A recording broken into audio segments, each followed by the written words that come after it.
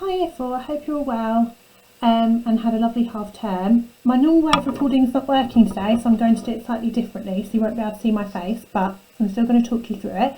So this is your reading for this week. It's all about Neil Armstrong. So I wonder if there's anything that maybe you already know about Neil Armstrong or that you know what he did. Now I'm giving you a big clue here if you're reading the title already. So Neil Armstrong was the first man on the moon. So in July 1969, Neil Armstrong became a hero, a national treasure and worldwide name. He was the American astronaut who was the first person to ever set foot on the surface of the moon. His early life. Neil Armstrong was born on the 5th of August 1930 in the state of Ohio in the USA, the eldest of 3 children. He developed a passion for aviation from a young age. His first experience of aircraft was when his parents took him to Cleveland Air Race as a toddler. At the age of 6, he flew for the first time with his father. As a teenager, he took flying lessons, which he paid for himself by working at a local chemist. He practiced and persevered. Consequently, by 16 years old, he had achieved his first pilot's license before he could even drive a car. Fun facts.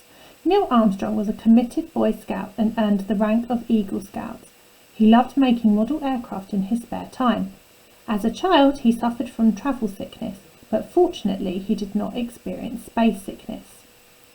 During his career in aviation, Neil Armstrong flew more than 200 different aircraft. He was renowned for being resilient and calm under pressure, strength which helped him to fly in very dangerous situations. It was in September 1962 that he was accepted to the NASA Astronaut Corps, which would eventually lead to the very difficult job of landing on the moon. The moon landing. Finally, everything was ready. On the 16th of July 1969, at 13:32, the powerful Saturn V rocket blasted Neil Armstrong and his crew mates Edwin, Buzz Aldrin and Michael Collins into space. It was a long journey to the moon, which lasted over 3 days.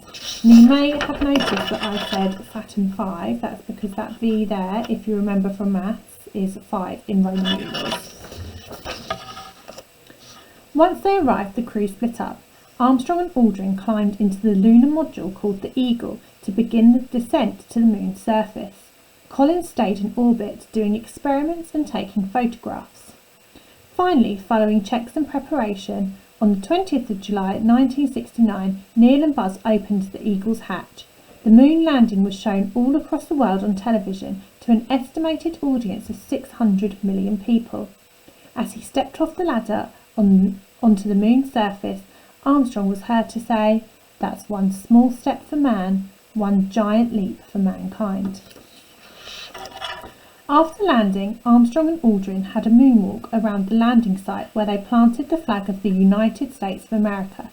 They also spent time collecting moon rocks from the surface so they could be studied back on Earth. The astronauts arrived home on Earth on the 24th of July 1969, where they were quarantined, put in isolation in case of infectious diseases or illnesses before being released to tour the country. Later life. After he had returned home, Armstrong retired from being an astronaut. However, his enthusiasm for space and aircraft continued and he became a professor in order to share his passion. Neil Armstrong died on the 25th of August 2012, aged 82. Did you know? A modern smartphone is several thousand times more powerful than the computers used for Apollo 11. The Saturn V rocket was the largest rocket ever built, standing at 111 metres tall. It was higher than the Statue of Liberty and taller than many tower blocks. Okay, I hope you enjoy your reading this week, all about Neil Armstrong and the first moon landing. Have a lovely week and hopefully I will see you all soon. Bye!